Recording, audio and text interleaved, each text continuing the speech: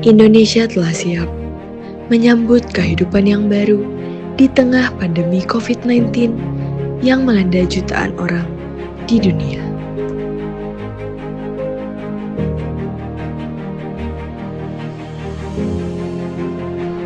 Kita semua harus beradaptasi dengan kebiasaan tatanan kehidupan menuju new normal.